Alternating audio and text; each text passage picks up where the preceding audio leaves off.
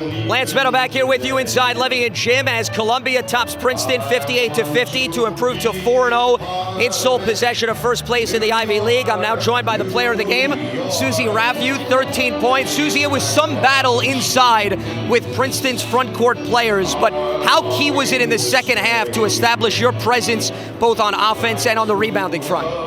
Yeah, I mean, we've been prepping the whole week for this, even with our 2 games this weekend, so it's a lot of prep, but our coach had executed a good game plan for us, so all we had to do was execute it, and I think we did a good job of that tonight. What does it say about Riley Weiss? She starts off really tough in the first half, did not hit a field goal, but hits 2 critical threes down the stretch to help secure the victory. Yeah, I mean, we all know what a great player Riley is, and like, our whole thing is responses, so not letting that get to you and like just going on to the next, and I think she did that well, and then showed up in big moments for us, which is key. You forced 24 turnovers as a team against Princeton. How were you able to manage that from start to finish? Yeah, I mean, that was one of our goals before the games, forcing turnovers and then capitalizing on that. So to be able to force more turnovers than our goal was really good tonight. Susie, congratulations. Appreciate the time. Thank you. Have a good night. Absolutely. Susie Rafiu with us here inside Levy and Gymnasium as we now bring in head coach Megan Griffith. Not a problem. You deserve to celebrate a little bit in the wake of the victory. Meg, I want to start with the defensive tenacity. Princeton coughed up the ball 24 times. You didn't make them pay in the first half, but in the second half, it was a different story. What was the difference? Yeah, I just think a lack of focus in the first half, on the focusing on the wrong things. How about that?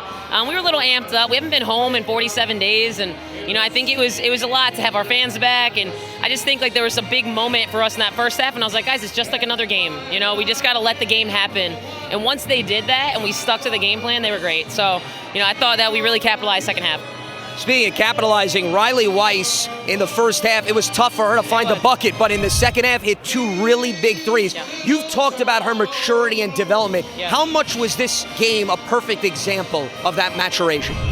She is a special player, and what I love about Riley, she never gets too high or too low, and she was definitely feeling those misses, and I was like, hey, listen, you're going to hit some big shots, the biggest shots of your career in the second half. And she looked at me and she smiled, and I was like, she's ready, so that's what I love, is just her ability to bounce back right now is just, it's elite, and I think she's just going to keep getting better because of that. I know it's only one game, but every battle has been a grinded out affair against this Princeton team. To win the first matchup, what do you think this can now do the rest of the way for your team? Yeah, no let up, right? This is a gas pedal moment. It's, I'm glad we got this one, but we got another one next week, another one.